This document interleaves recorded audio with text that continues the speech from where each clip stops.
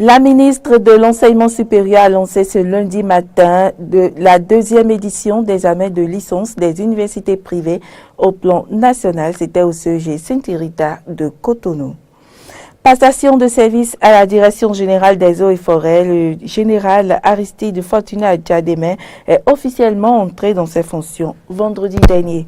Et puis aujourd'hui, célébration de la journée mondiale du deuil périnatal. Chaque année, 2,6 millions d'enfants meurent dans le dernier trimestre de grossesse ou dans les 7 jours suivant la naissance, selon l'Organisation mondiale de la santé.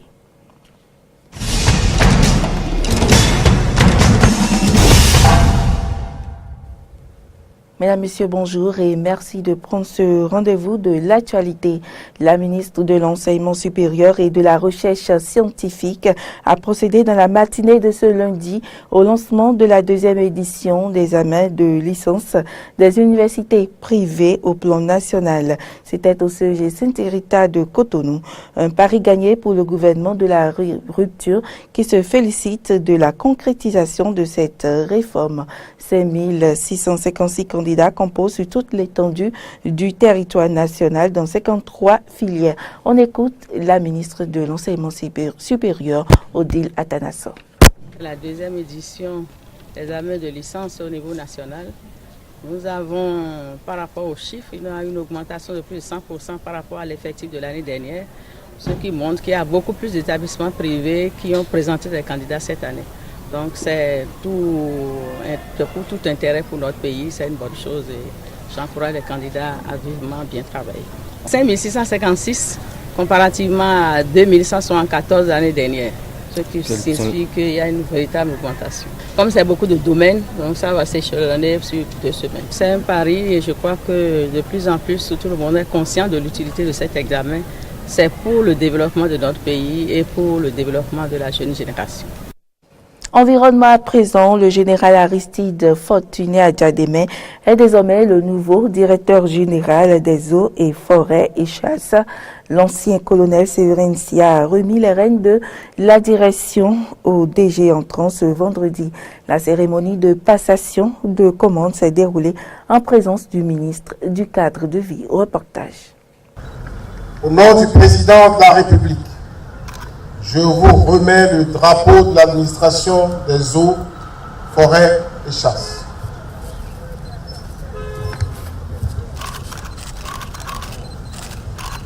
Le général Aristide Fortuné Adjademe prend ainsi les commandes de la Direction générale des eaux, forêts et chasses.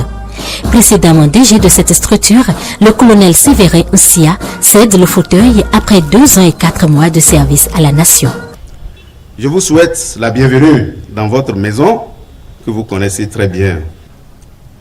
En termes de perspective, nous avons engagé encore d'autres réformes pour lesquelles je voudrais inviter le général à mettre beaucoup plus l'accent. Il s'agit donc de l'élaboration de la nouvelle politique forestière qui va donner l'orientation pour le secteur.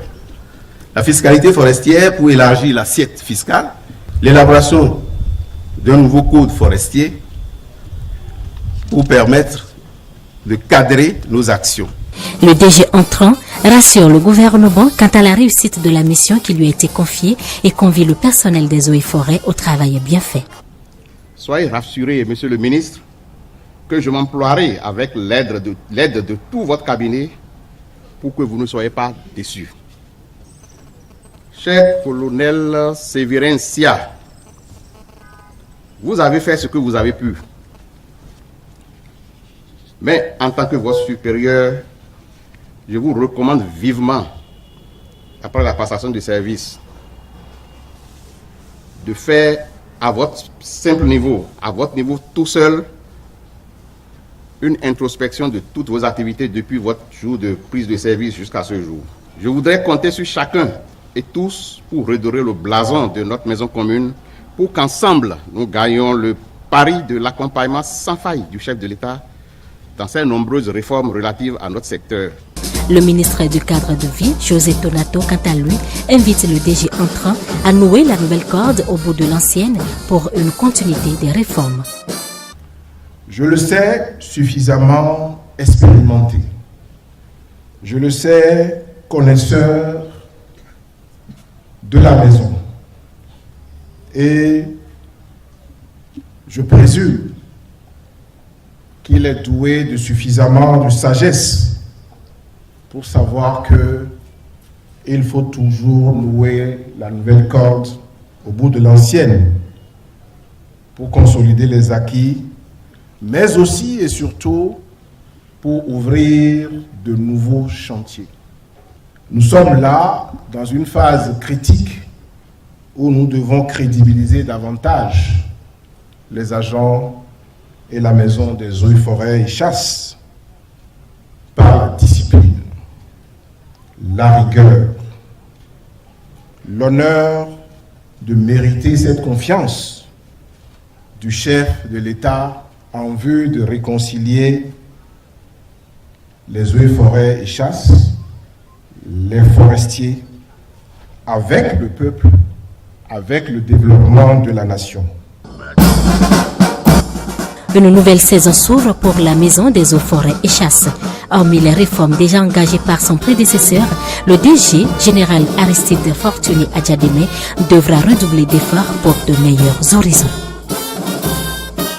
Les travaux du projet d'élaboration du premier rapport biennal actualisé du Bénin sur l'assurance qualité du système national de gestion des inventaires des gaz à effet de serre ont pris fin vendredi dernier. Pendant 5 jours, du lundi au vendredi 12 octobre 2018, les experts mobilisés par le secrétariat de la Convention cadre des Nations Unies sur les changements climatiques et surnationaux ont examiné et formulé des recommandations sur le contenu des différents documents présentés lors de l'atelier. C'est un reportage de Antoinette Sabo et Denis Marouya.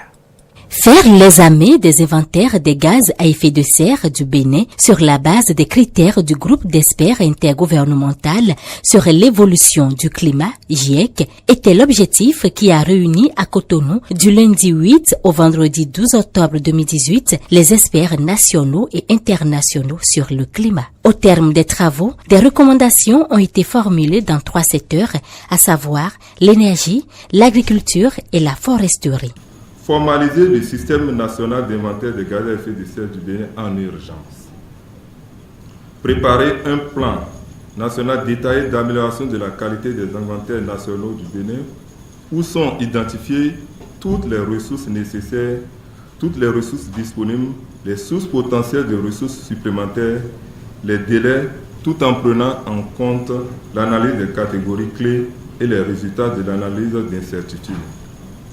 Estimer les émissions pour le maximum de catégories clés en utilisant la méthode de niveau 2, notamment dans le secteur des transports. Développer les facteurs d'émissions propres au Bénin, collecter les données manquantes et les documenter dans le prochain inventaire. Une satisfaction pour la directrice de cabinet représentant le ministre du Cadre de vie et du Développement durable et en son nom s'engage pour une meilleure application des recommandations. En me basant sur les conclusions et recommandations, je vous exprime ma satisfaction de constater que les objectifs de cet atelier sont atteints. Les recommandations que vous avez formulées au cours de cet atelier seront transmises au ministre du Cadre de vie et du Développement durable et suivies avec une attention particulière. Le ministère s'engage à les transmettre au gouvernement et à suivre leur mise en œuvre.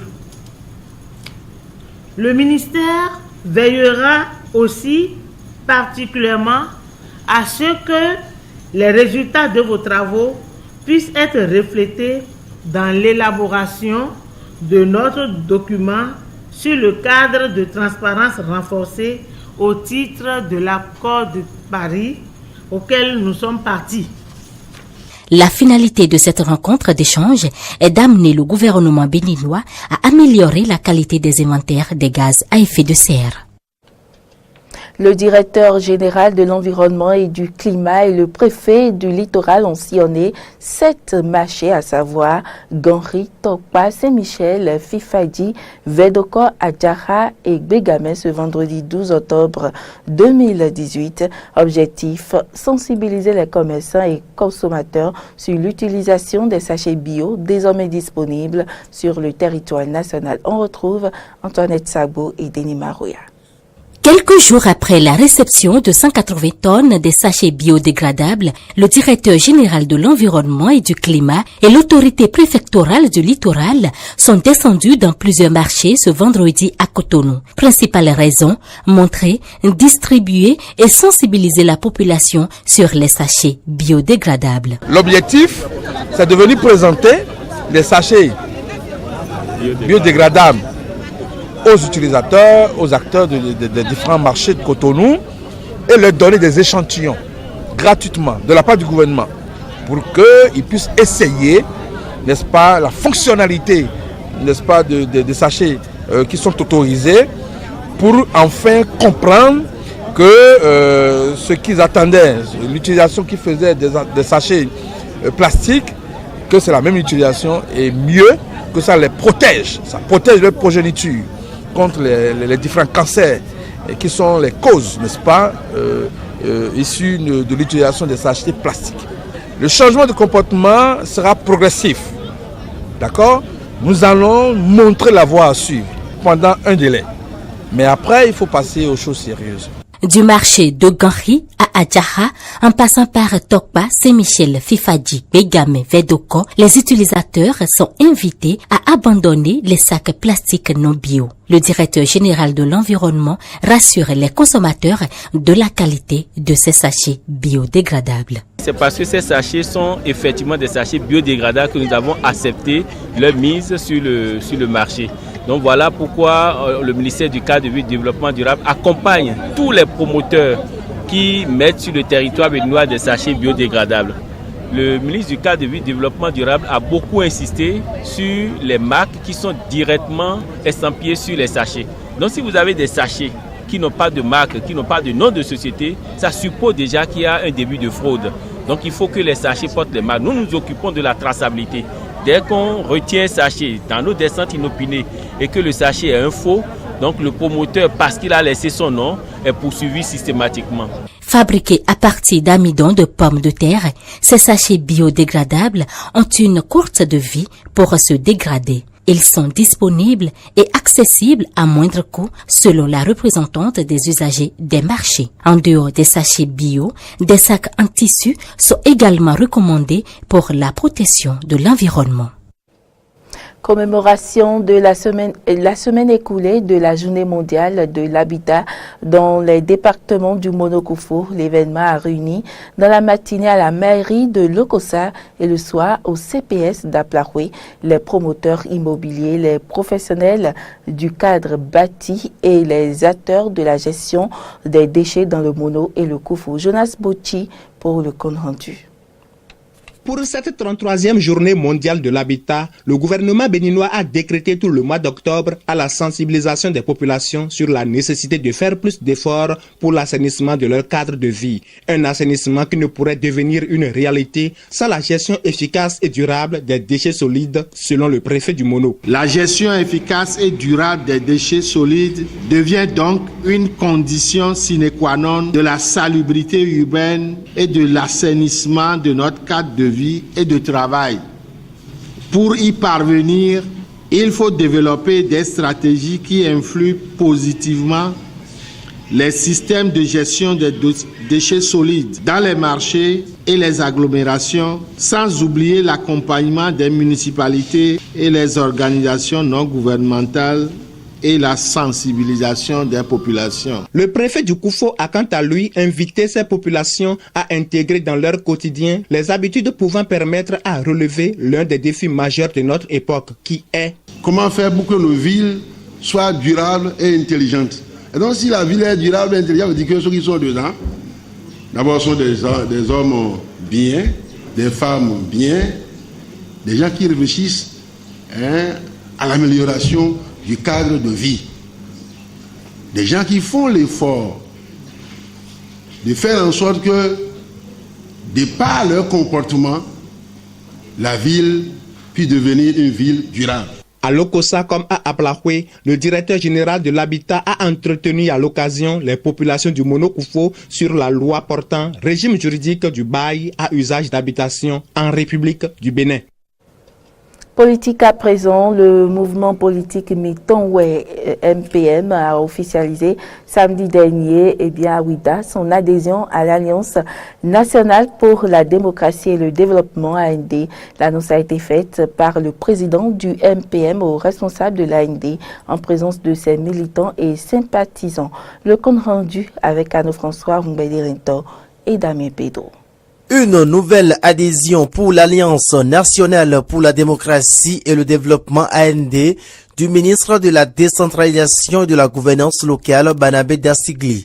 Il s'agit du mouvement politique Mitonwe, MPM. La nouvelle a été portée officiellement aux responsables de l'AND ce samedi 13 octobre 2018 au centre culturel du Fort français à Ouida. C'était en présence des militants et sympathisants du MPM. Du mot de bienvenue passant par les allocutions des représentants des jeunes, femmes et sages de Ouida, les populations ont eu droit à des discours de soutien aux actions du gouvernement du président Patrice Talon. Kevin Sevalou, président du MPM, officialise l'adhésion de son parti à l'AND et de ce pas au bloc progressiste du ministre Banabé Dassigli. La cérémonie de ce jour, samedi 13 octobre 2018, marque le début de l'adhésion du mouvement politique Mitonwe à l'Alliance nationale pour la démocratie et le développement, afin qu'ensemble nous puissions être plus forts pour relever les défis de développement de notre pays. Marcelin Dansoukbavi, directeur de cabinet du ministère de la décentralisation et représentant du ministre, a saisi l'occasion pour exprimer sa joie pour cette adhésion et promet rendre compte fidèlement au président de l'AND. Donc, ce grand rassemblement que nous tenons aujourd'hui est d'importance capitale, puisqu'il s'agit de l'intégration d'un mouvement politique Mitonwe dans l'AND pour la renforcer et pour la rendre, je dirais, suffisamment forte. Donc voilà, c'est quelques mots que je voudrais dire à l'assistance et vous rassurer que tout ce que vous avez dit ici, nous ferons un compte rendu intégral au président de l'AND et qui va l'intégrer dans les réflexions pour booster le développement de notre pays. À travers cette nouvelle adhésion, l'on peut comprendre que le train AND est donc en marche pour une victoire du bloc progressiste lors des élections législatives en 2019. Et puis, l'église protestante méthodiste du Bénin en pleine réunification, elle a mis un terme à la crise qui l'a secoué pendant longtemps. Un culte s'est tenu samedi dernier dans ce cadre à Igolo. Frédéric Espoir Mambou et Fiacre Voiton pour les détails.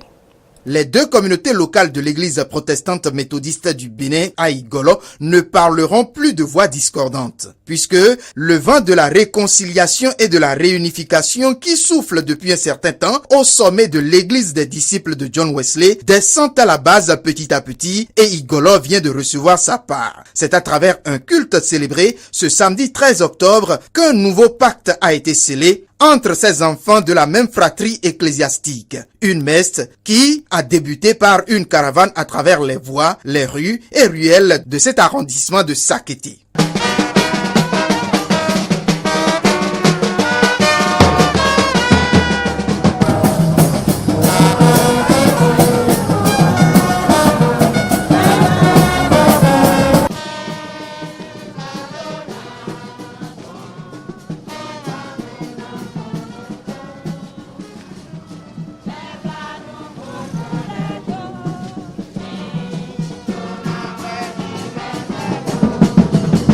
Et donc, pour célébrer cette unité retrouvée, rien n'a été omis et personne ne voulait se faire compter l'histoire. Chorale, diacre, élèves pasteurs, responsables d'église et fidèles ont fait massivement le déplacement. Et pour le célébrant qui n'est nul autre que le président national, le docteur Kondiesu Amos Roussa, voici, oh, qu'il est agréable, qu'il est doux pour les frères de demeurer ensemble. C'est d'ailleurs sur ce passage biblique tiré du premier verset du livre des Psaumes au chapitre 133 que l'homme va appesantir son sermon. Lorsque l'unité règne au sein des chrétiens, ils jouissent eux-mêmes de la vie dans son sens le plus absolu.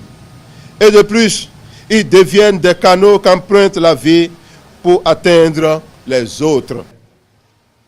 Réunifiés et réconciliés par l'œuvre du Saint-Esprit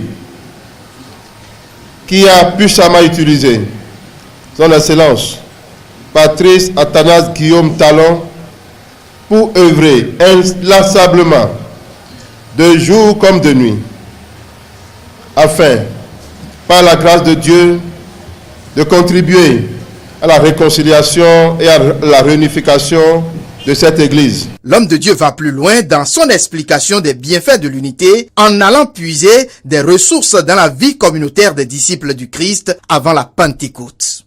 La cérémonie de réunification des deux églises locales d'Igolo, ce jour, est le signe de la manifestation plausible de la puissance du Saint-Esprit dans nos âmes, dans nos vies, pour témoigner au monde, oui, pour témoigner au monde entier l'œuvre du Saint-Esprit dans son Église, pour témoigner que l'Église protestante méthodique du Bénin est une, indivisible, à jamais. Une célébration qui va prendre fin avec la séance de Sainte Seine et d'action de grâce. Hors du Bénin à présent, chaque année, 2,6 millions d'enfants meurent dans le dernier trimestre de grossesse ou dans les 7 jours suivant la naissance, selon l'Organisation mondiale de la santé. Le deuil périnatal reste pourtant trop souvent un sujet tabou. Reportage.